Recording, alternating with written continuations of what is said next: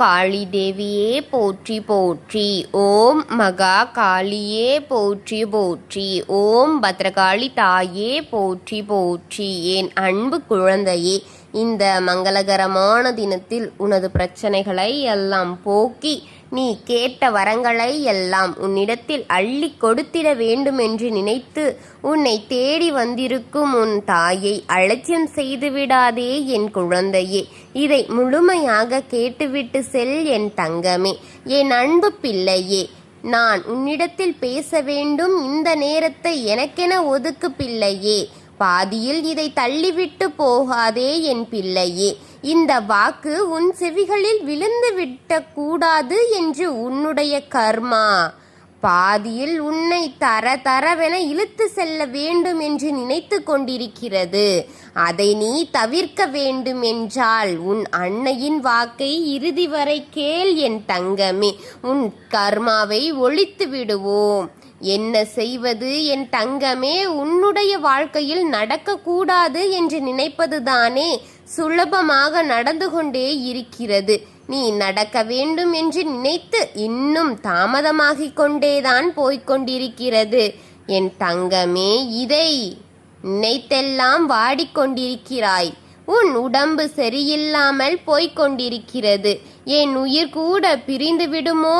இந்த வேதனை நாளுக்கு நாள் எனக்கு அதிகமாகிக் கொண்டுதான் இருக்கிறது என்று நினைத்து கொண்டிருப்பவர்களுக்கு முன்னால் நான் இல்லாமல் போய்விட்டேனோ என்று வருத்தத்தில் நின்று கொண்டிருக்கிறாய் அல்லவா என் தங்கமே. நாளுக்கு நாள் உனக்கு இழப்புகளை அதிகமாக்கி கொடுத்து கொண்டுதான் செல்கிறார்கள். இந்த கர்மவினை உன்னை ஆட்டி படைக்கும் இந்த நேரத்தில் உன் எதிரி உன்னுடைய இந்த நேரத்தை பயன்படுத்தி இழப்புகளை அதிகமாக்கத்தான் உனக்கு வரவேண்டும் என்று அவன் திட்டம் போட்டு செயல்பட்டு கொண்டிருக்கிறான் பிள்ளையே. யார் யார் உனக்கு சாதகமாக போகிறார்களோ அவர்களுக்கெல்லாம் அவன் செய்வினைகளை செய்து கொண்டுதான் இருக்கிறான்.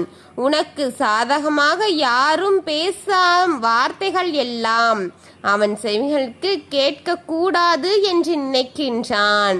என் செல்லமே, உன்னை பற்றி யாராவது புகழ்ந்து பேசிவிட்டால் அன்றே அவர்களுக்கு எதிரியாகி விடுவார்கள். அவன் அவர்களையும் எதிரியாகத்தான் பார்க்க ஆரம்பித்து விடுவான் என் தங்கமே. உன்னை யாராவது இழிவாக பேசினால் அவனுக்கு அவன் நம்பனாகி விடுவான். அவர்களை அவன் ஆதரிக்க தொடங்குவான் என் தங்கமே. இப்படித்தான் உன் எதிரி உன்னை பகையாளியாக பார்த்து விரோதியாக நினைத்து விரோதிகளை உனக்கிடையே உருவாக்கி கொண்டிருக்கின்றான் பிள்ளையே. நீ தெய்வத்தை வணங்கினாய், தெய்வம் உன்னோடு இருக்கிறது. தெய்வ சக்தியால் பல வினைகளில் இருந்து தப்பித்து கடந்து வந்து கொண்டிருக்கிறாய் என்பது அவனுக்கு தெளிவாக தெரிந்து கொண்டு விட்டது பிள்ளையே. அதனால் அதிக அளவில் அவன் வேகமாக அவனுடைய செவிகளை செயல்படுத்த திட்டம் போட்டு கொண்டிருக்கின்றான் பிள்ளையே. இந்த நேரத்தில் உன்னிடம் நான் பேச வந்திருக்கும் காரியம் மிகவும் முக்கியமான விஷயம் பிள்ளையே. எக்காரணத்தை கொண்டும் அலட்சியத்தோடு வேலை இருக்கிறது என்று இதை மட்டும் தள்ளிவிட்டு போகாதே. இந்த நேரத்தை எனக்கென நீ செலவிடு.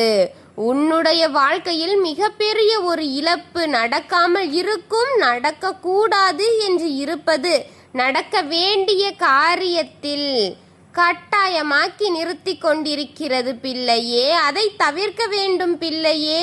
உன் எதிரி திட்டம் போடுவது என்ன தெரியுமா?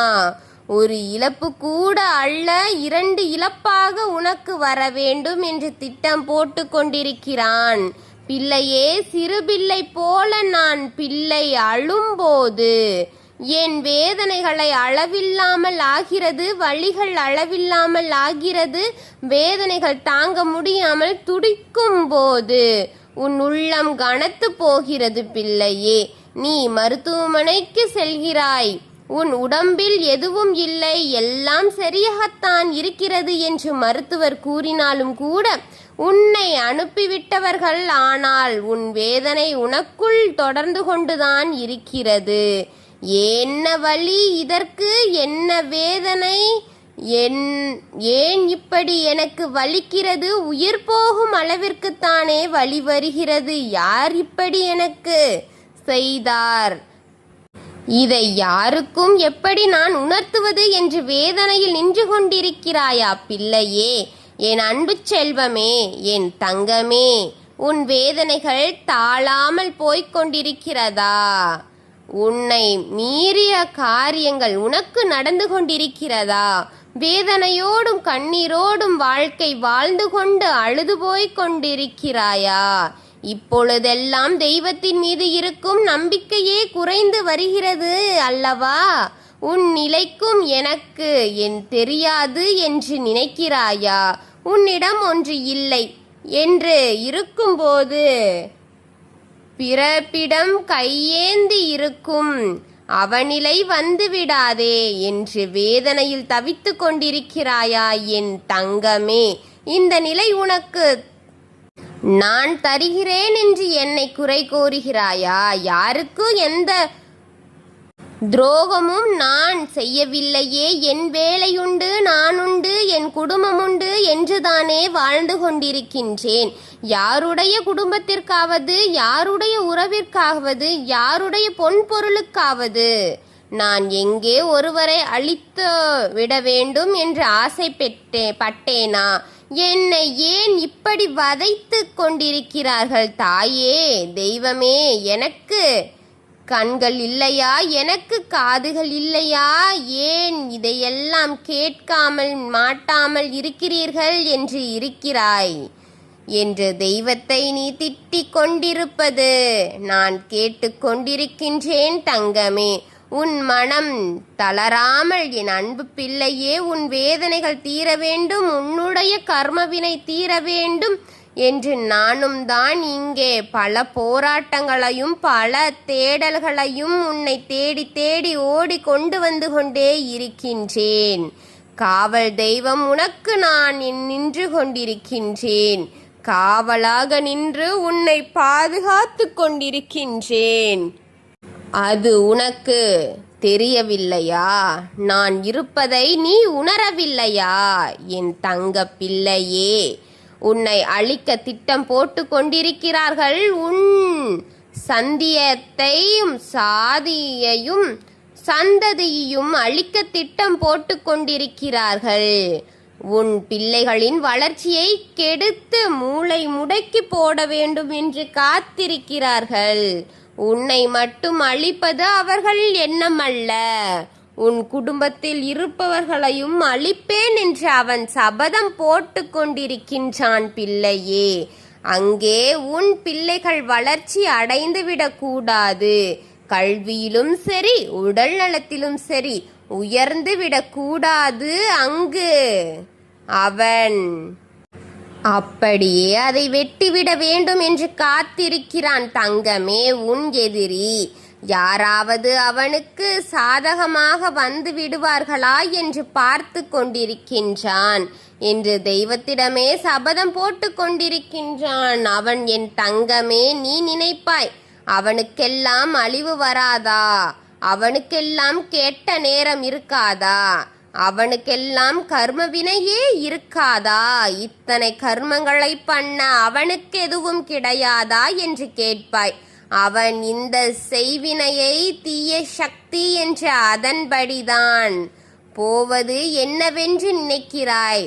அவனுடைய கர்மா அவனை அழிக்க நோக்கி அழைத்து சென்று கொண்டிருக்கிறது தங்கமே. அழிவை நோக்கி அவன் சென்று கொண்டிருக்கின்றான் தங்கமே.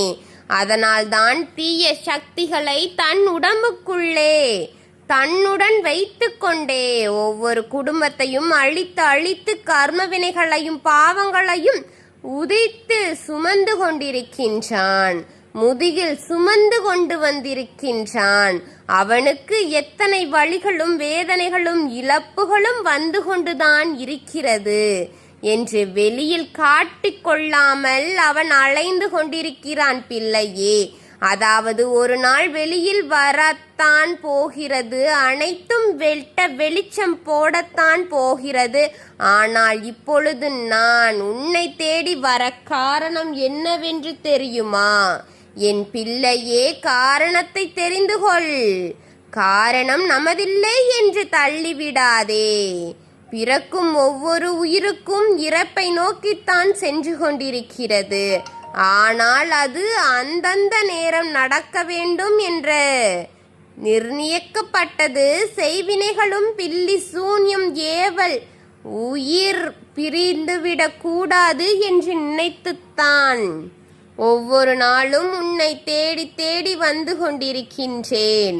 உனக்கு இழப்பை கொடுக்க வேண்டும் என்று அவனும் அது செய்ய இதை செய்ய கண்டில் காதில் பார்த்ததையும் கேட்டதையும் செய்து கொண்டிருக்கிறான். அதுவும் ஒரு இழப்பல்ல, 2 இழப்பு. பிள்ளையே, இருவரை அழிக்க உன் வீட்டிற்குள் நடந்து திரிந்து கொண்டிருக்கிறான். உன் வீட்டில் இதை நடத்தி தீருவேன் என்று திட்டம் போட்டு காத்திருக்கிறான். என்னிடம் சபதம் போட்டு வேறு இருக்கிறான். பிள்ளையே, அவனை நீ வெல்ல வேண்டுமா? அவன் செயல்பாடு கொண்டிருக்கும் செயலை நீ முதிர்த்த வேண்டுமா? முறித்து நீ அதில் வெற்றி பெற வேண்டுமா?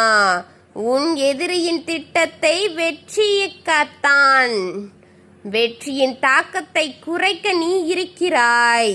உன்னை பார்த்து நான் கேட்கின்றேன் தங்கமே, உன் வாழ்க்கையில் அழித்து கொண்டிருக்கும் அந்த எதிரியை அழிப்பதற்காகத்தான் உன் தாய் உன்னை தேடி தேடி வந்து உன் செவிகளில் ஒவ்வொன்றாக போட்டு கொண்டிருக்கின்றேன். எதையும் மறந்து விடாதே, அனைத்தையும் மனதில் வைத்துக்கொள். உன் வினைகள் அதிகமாகிக் கொண்டிருக்கிறது தங்கமே. உன் கர்ம வினைகள் அதிகமாகிக் கொண்டிருக்கிறான். பில்லி சூன்யம் ஏவல் உனக்குள் இறைக்க வேண்டும் என்று அவன் காத்திருக்கின்றான். முழுமையானதாக உன்னால் அவனது தன் கையை வைத்து தானே தன் கண்ணை குற்றுவது போல உனக்குள் பில்லி சூன்யம் ஏவலை இறக்கி உன்னுடைய குடும்பத்தையும் உன் பிள்ளைகளையும் உன்னுடைய உறவுகளையும் அழித்தே தீருவேன் என்று கங்கணம் கட்டி கொண்டிருக்கின்றான். பிள்ளையே, முறியடிக்க வேண்டும். அவன் முன்னால் உன் வெற்றியை அவனுக்கு காட்ட வேண்டுமா? உன் அழிவை காட்டிக் கொண்டிருக்கும் அவனுக்கு முன்னால் உன் வெற்றியை காட்ட வேண்டுமா? இதை முதலில் முழுமையாக கேள். வாழ்ந்து காட்ட வேண்டும் பிள்ளையே. அதற்காகத்தான் உன் தாய் உன்னோடு சேர்ந்து போராடி கொண்டிருக்கின்றேன். கட்டாயம் உனக்காக பழத்தை கொடுப்பேன். கட்டாயம் உனக்கான தைரியத்தை கொடுப்பேன். கட்டாயம் உன்னுடைய வாழ்க்கையை உன் கையில் சேர செய்வேன். எதிரியை அழித்து உன் வினைகளை அழித்து உனக்குள் இருக்கும் பில்லி சூன்யம் ஏவல் வெளியே துரத்திவிட்டு கர்ம வினைகளையும் கரைத்து உன் வாழ்க்கையை வெற்றி பெற செய்வேன். நம்பிக்கை வைத்து நீ முதலில் உன் மீது இருக்கும் அனைத்தையும் விலக்கித் தருவேன். நம்பிக்கையோடு ஆதரிக்க வேண்டும் பிள்ளையே. எதுவும் முதல் தோல்வி. உன் கர்ம வினைகளுக்கு உன்னுடைய செய்வினைகளுக்கும் உன்னுடைய எதிரிக்கும் தலைகுனியும் நேரம் வந்துவிட்டது. முதலில் பின் எட்டி வைப்பது. அவனை விட்டு போனால் போதும் என்று அவனே ஓடி விடுவான் பிள்ளையே. அதற்கு தெய்வ வழிபாட்டை நீ அதிகமாக்க வேண்டும். செய்முறைகளை அதிகமாக்க வேண்டும். உனக்காக பல வாய்ப்புகளை உன்னிடம் கொண்டு வந்து கிடைக்க செய்வேன். நேரமும் வாய்ப்பையும் தவறவிட்டால் அழிவை கொடுத்து கொண்டிருப்பான். உன் குடும்பத்திற்கு ஏற்கனவே நரக வேதனைதான். நரக வேதனையில் தவித்து கொண்டிருக்கும் உன் குடும்பம் அனுபவித்து கொண்டிருக்கிறது. உன்னை உன் குடும்பத்தையும் அவன் அழிக்காமல் விடமாட்டேன் என்று நினைக்கின்றான். நீ ஜாக்கிரதையாக இரு என் பிள்ளையே. வழிபாட்டை ஆரம்பே என் தங்கமே. பரிகாரத்தை செய். உன் வாழ்க்கையில் இருக்கும் அத்தனை தோல்விகளையும் வென்று வெற்றியை பெற்று கொடுப்பேன். இல்லை என்றால் உன்னுடைய எதிரியின் வீட்டுக்குள் நடக்க வேண்டும் என்று காத்திருக்கும் 2 உயிரிழப்புகளை கொடுத்து விடுவேன். ஜாக்கிரதையாக இரு என் தங்கமே. உனக்காக நான் இப்பொழுது உன்னிடம் பேசிக் கொண்டிருக்கின்றேன். என் அன்பு பிள்ளையே, இந்த நேரத்தில் உன்னிடம் நான் கேட்டுக்கொள்கின்றேன், உன்னுடைய தாயை நம்பாமல் அவநம்பிக்கையோடு பார்க்காதே. நம்பிக்கையோடு இரு. எதிரி தோல்வி அடைய வேண்டும் என்று இந்த தாயை வணங்கு. அவன் தலை குனிந்து கை கட்டி நிற்பதை நீ பார்க்க வேண்டும் என்று நினைத்தால் உன் தாயை மனதார நம்பி இந்த தாயை வணங்கு என் பிள்ளையே. உன் தாய் என்றும் உன்னை கைவிட்டு விடமாட்டேன் என்ற நம்பிக்கைதான் உன் தாய்க்கான பலம் என்பதை நம்பு. நான் உன் வாழ்க்கையை வெற்றியை கொண்டு பெற்றுத் தருவேன்.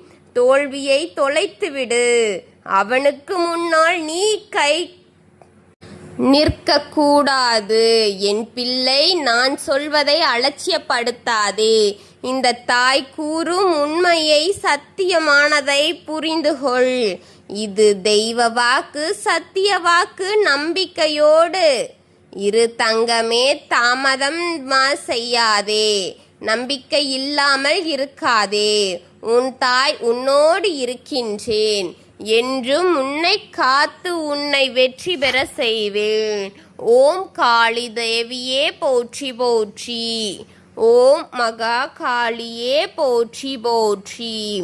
ஓம் பத்ரகாளி தாயே போற்றி போற்றி.